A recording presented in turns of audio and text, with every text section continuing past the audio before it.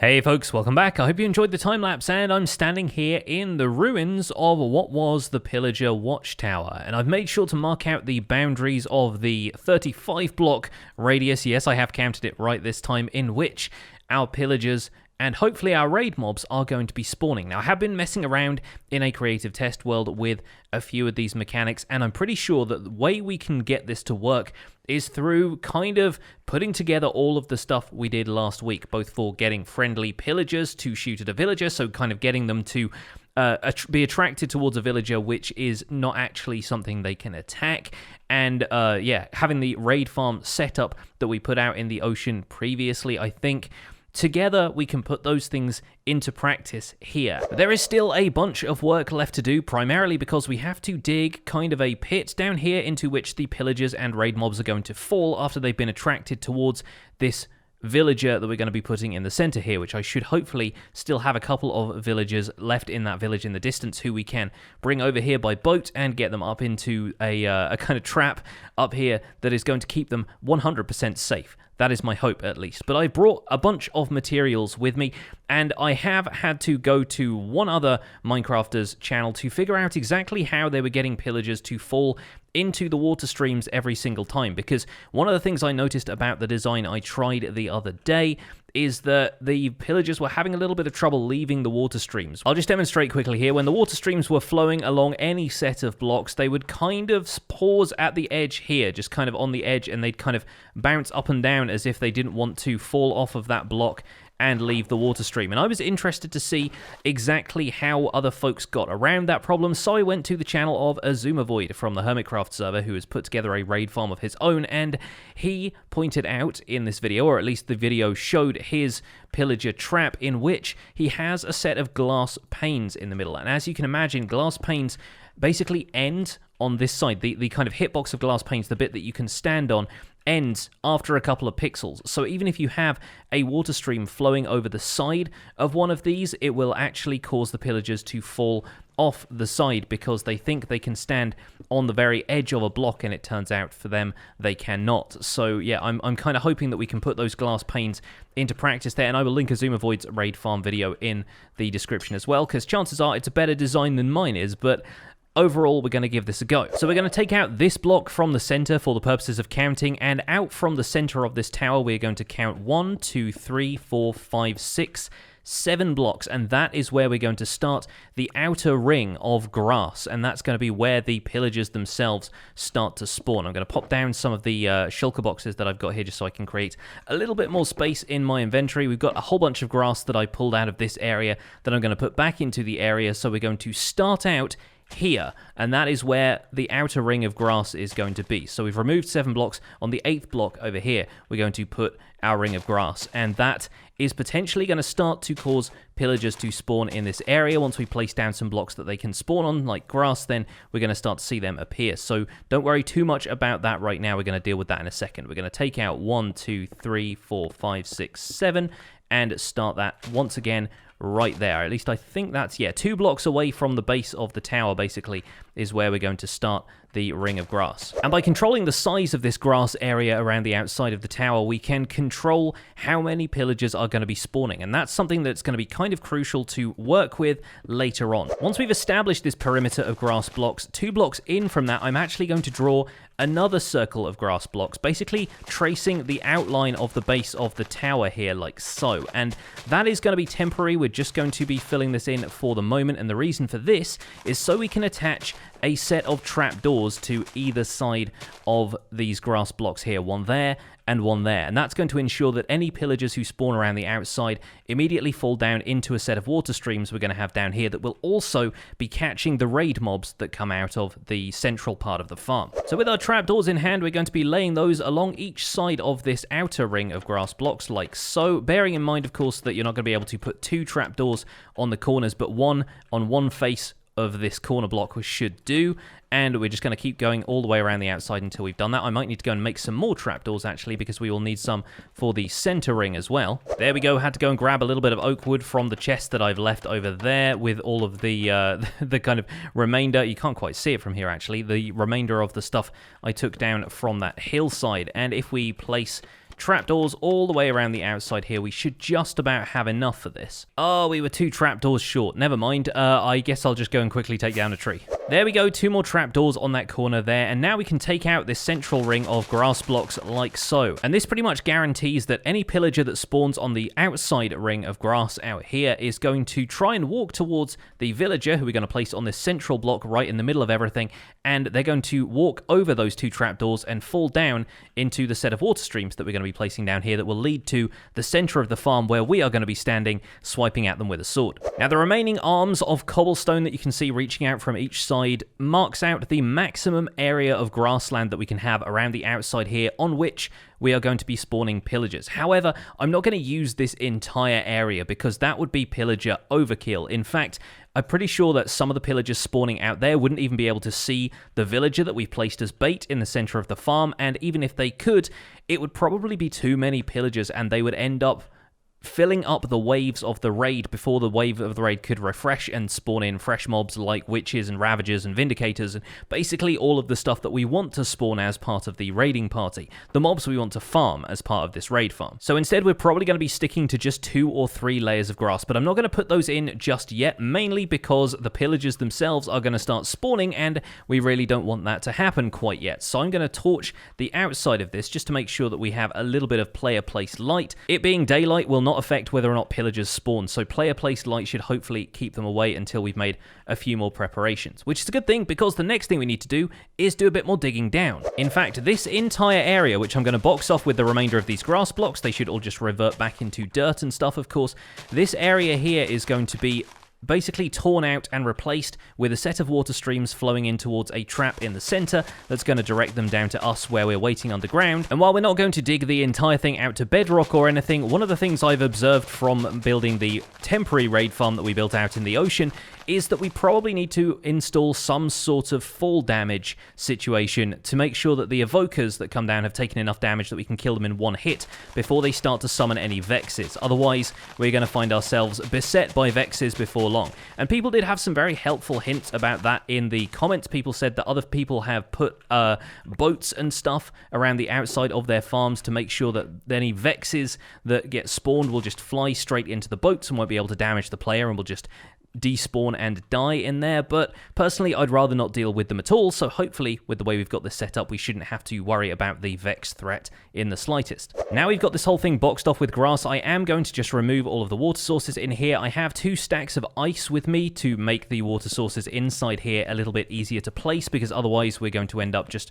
refilling buckets of water all day long, and I would rather not do that. And we're going to be digging 1, 2, 3, 4, 5 blocks down before we start putting the water streams in, just so that any ravagers that spawn in here with the pillager raids aren't potentially going to be able to bob up and down and snag the villager with an attack through the corner of a block or something like that. Anyway, we are going to start putting in some water streams here, and there are a couple of different approaches we can take. The first, of course, being to place water sources around the outside here and have them all flow in towards the center. If we wanted to, we could structure this like the old iron farms used to be and have a water source in each corner, basically having everything flow down towards a second level here that would all flow in towards the center. And I've marked out the center block with this dark oak plank here, but I think what we're going to do is just resort to having water streams coming from each side like so and meeting in the middle and having everything swept towards a central point. In fact, to make it slightly easier on myself here, I am actually going to dig out this central section here so that there are 8 blocks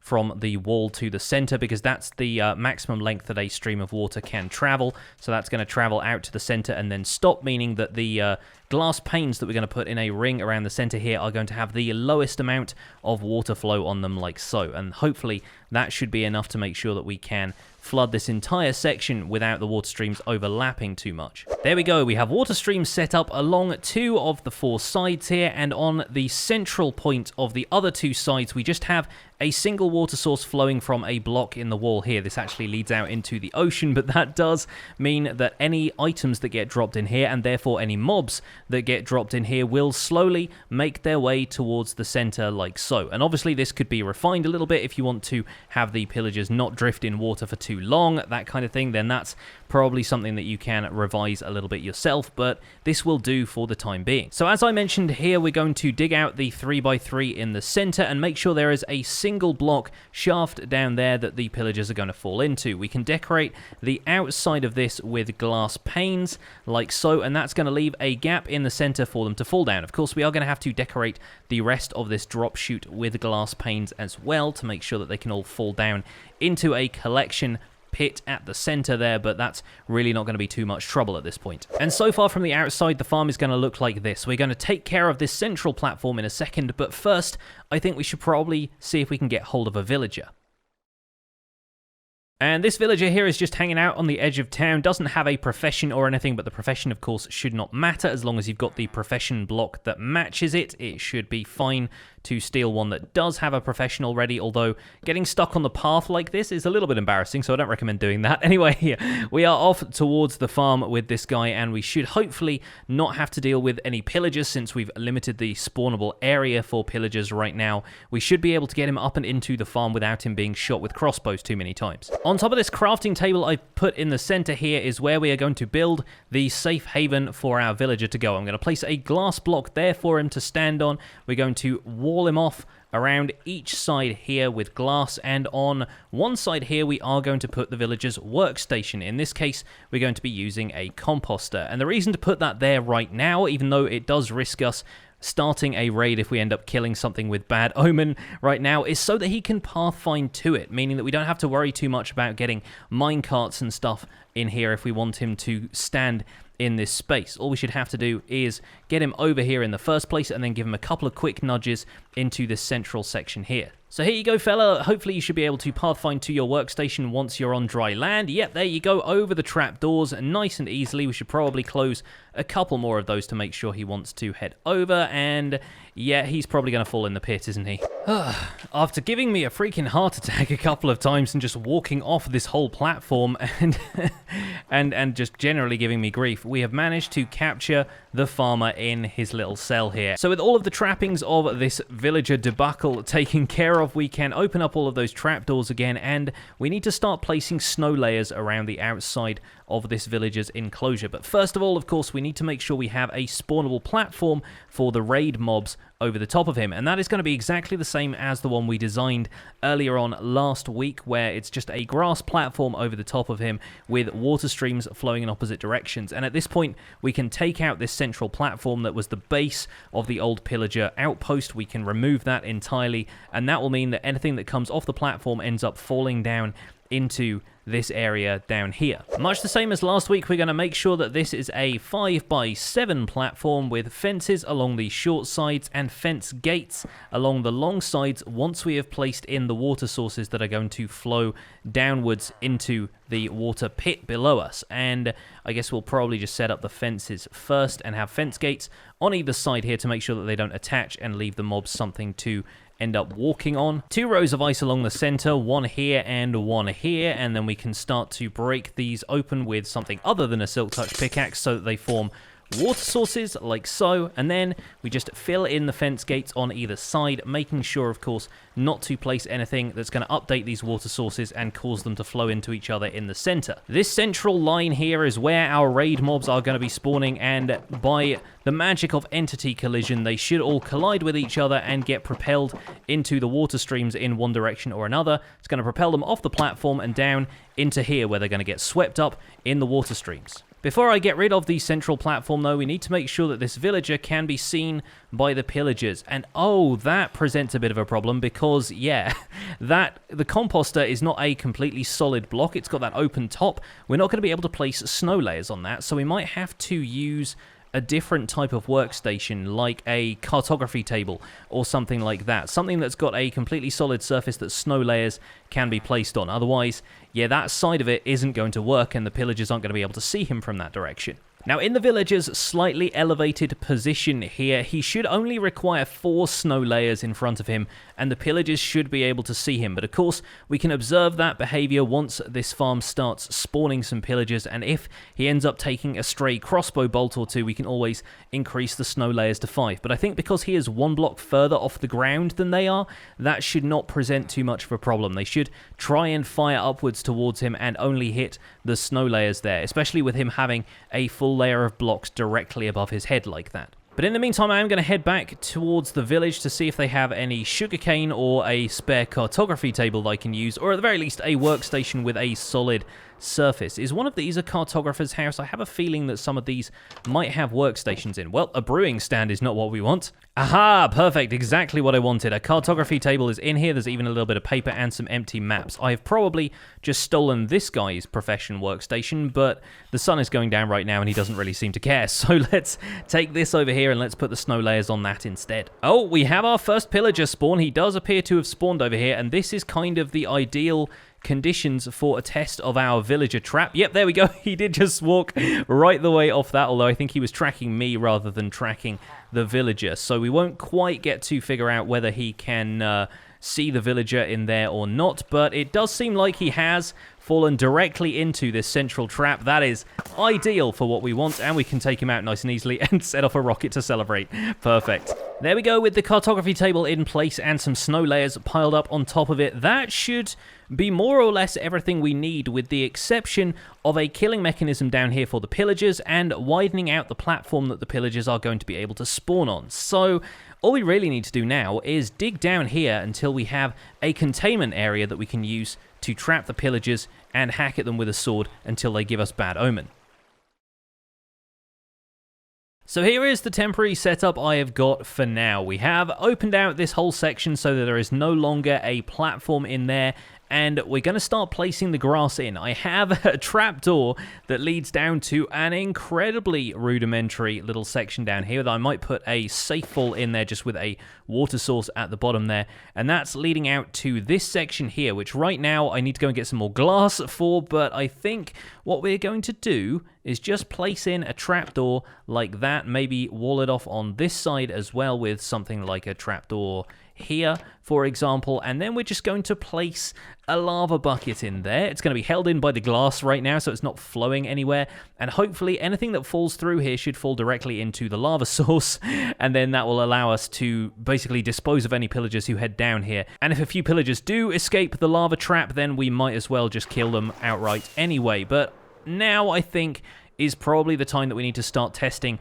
the levels of grass that we have around the outside of here. So here's hoping that this goes according to plan. The first thing I'm going to do is probably take it out to about 4 blocks wide on each side, and maybe curve the corners a little bit just so there is fewer chances that a pillager is going to spawn right on the outside corner and not track towards the villager. But my main thing I want to test here, while we have a small amount of terrain present, is whether or not the pillagers are going to see the villager and immediately be able to shoot him, because if they can, then we will need to shut this thing down pretty quickly. Let's bring the grass out on this corner as well and see if we can get a good distance away. Optimal distance, of course, is between 23 and 32 blocks. Yep, there we go. Does that guy have a clean shot at the villager? Looks like he does. Okay, right. We need to make sure that the villager is better protected then. He's having no problem falling down into the center, though, and we could go and bring a splash potion of healing for that villager if we wanted to. But 1 extra snow layer around the outside here should be enough to keep the villager contained, have the pillagers try and walk towards him a little bit closer, and then they should fall down into this trap and have no problem dying in that lava. Let's quickly check that that pillager has died in the lava. If not, we'll have to deal with him ourselves. Yep, looks like he just ate it. Okay, great. That's wonderful, because then we'll be able to remove the lava source in the fullness of time. We'll be able to set up some sort of system there where we can just kill them manually with a sword. But for now, let's see if any more pillagers will spawn, and hopefully they should track towards the villager and end up just going straight into the water this time. Yep, looks like 1 pillager has already taken the bait, and hopefully he should just make his way towards the center there, and he drops. Amazing stuff. Thank you again, Azumavoid, for a fantastic trap design. I had no idea that that was going to work as well as it did, but it looks like a pillager immediately took the bait and fell straight into the trap. Perfect. So now we can widen out this platform to create a little bit more surface area for pillagers to spawn more permanently, and hopefully we should be able to collect a whole bunch of them in the trap down there, and that should allow us to get Bad Omen more or less whenever we want it to. The key, of course, is finding a balance between the amount of pillagers that spawn up here to create that Bad Omen effect, and then keeping the volume of those pillagers down while we get the raid mobs spawning on this platform above the villager. Now we should be able to remove all of these torches from around the outside, and hopefully whenever we get to one corner of the farm, pillagers will be spawning in the other corner, and any further away from the farm we get, then hopefully this whole area should become a spawning ground for pillagers. Now, of course, having dug down about 23 blocks, that's going to put us at ideal distance away from the farm for these guys to show up. And this guy apparently came down here without me even realizing, which is kind of great, to be honest, because that means this whole setup is working. From below here, I can also... Yes, there we go. We've got a guy already, and he is a guy with Bad Omen. So I'm probably going to step away for a second, but from the bottom there, we can look up and see the feet of the villager, so we know he's doing fine, thanks to that glass case we've got him in. And yeah, that should mean we can get a steady stream of pillagers down here. Occasionally one will have a banner. That should mean we can trigger a raid in this area. I'm almost a little bit apprehensive about doing that right now, and that's also because we haven't put in the anti-ravager measure in the center here. What we really need to do now, what I brought these buckets of lava for in the first place, is set up a couple of fence gates over the top here so that there is a lava source waiting on top of the farm to kill ravagers and their riders in much the same way as we had one in the temporary farm we set up last week. So opening up that bottom fence gate and the 4 fence gates around it, now anything that is more than 2 blocks high will end up in that lava source and should take lava damage until it dies. That may occasionally include some of the pillagers who make their way down into the farm, but hopefully that shouldn't matter all that much. And I wonder if that guy down there has despawned, because now seems like the time to do a bit of a test run. This guy over here is definitely tracking towards me, although I think I can probably convince him to, yep, fall into the pit like that. And let's see if he takes any damage on the lava. Looks like he is taking a little bit, which is a shame, and I'll see if I can do something about that to stop the pillagers from immediately going up into the lava and taking damage before they fall down the drop, because I would rather that they didn't do that if at all possible. But there's no time like the present, and if our friend with the banner is in here, then that means it's probably time for us to try out a raid. We've got the Bad Omen. Maybe we'll need to be slightly closer to the center of the village to trigger that. That's the only other thing. So maybe we'll need to put a ladder or something in here so that we can get up closer to the village center to trigger the raid. Let's see if we can do it by just pillaring up for now. Yep, there we go. Okay, we have a raid in progress. Now, let's see. Chances are, if we're at the top here, we won't be spawning any pillagers on the surface, which is actually kind of perfect for our needs, but we'll have to do this in a slightly more permanent fashion in the long run. Let's see if I can head back down here. Hopefully, they should all be spawning on that platform up top or on the grass around the outside, and it looks like we have been successful, although they do seem to be fighting into that lava source a little bit. Does mean that the raiders are just going to die up top there, and yeah, no, they're all dying in that lava source. This is surprising, actually. It's kind of different from the way we handled it before. And note, the Vindicator is coming straight down into the lava source down here, so maybe that's just like... It's going to be 50% of them, potentially. If that's just the pillagers, though, that's kind of perfect, because I really don't want the pillagers for anything. I really want the vindicators and evokers for the emeralds and totems of Undying that they drop. The next batch is coming in, but the pillagers do seem to be getting into the lava a lot more quickly than the vindicators and stuff do. So I wonder if it is something to do with the pillagers' stance. Maybe their crossbows being held at alert is causing them to do that a little bit more. And I was expecting this to be a little bit faster, so maybe the water streams aren't the fastest thing in the world. Let me quickly head up to the surface and see what's going on there. Seems like we have a couple of pillagers spawning around the outside, and oh, that's a problem. Okay, after a second or two's thought, it's pretty clear what's going on here. I think this patch of vindicators and pillagers have just spawned on the cobblestone arms, so I will just need to take each of those out from around the perimeter of the farm. I will just cancel off this raid real fast just so we don't take it any further. But yeah, I was expecting this platform here or the platform around the outside to be the only places they could spawn. Turns out that's maybe not the case. But aside from that, it looks like we do have a pretty decent setup for a raid farm here. I need to make a couple more tweaks, and sadly I am pretty much out of time for this episode, but this is looking like it's going to be a pretty cool thing. So we'll do a bit more testing tomorrow, I think, but for now, that is going to be it for this episode of the Minecraft Survival Guide. Thank you guys so much for watching. I do hope you enjoyed the video. If you did, don't forget to leave a like on it, subscribe if you want to see more, and I'll see you guys soon. Take care. Bye for now.